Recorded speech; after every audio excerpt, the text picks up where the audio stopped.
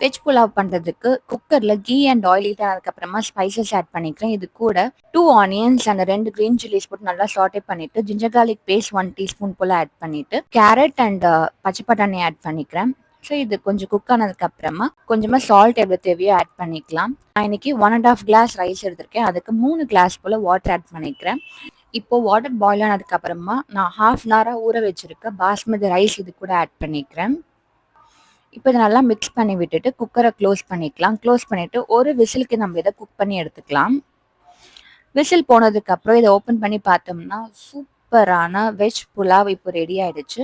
இது எவ்வளோ சிம்பிளான ரெசிபின்னு சொல்லி நீங்களே பார்த்துருப்பீங்க. ரெசிபி ரொம்ப சிம்பிளாக இருந்தாலுமே இதோட டேஸ்ட் வந்து அல்டிமேட்டாக இருக்கும்.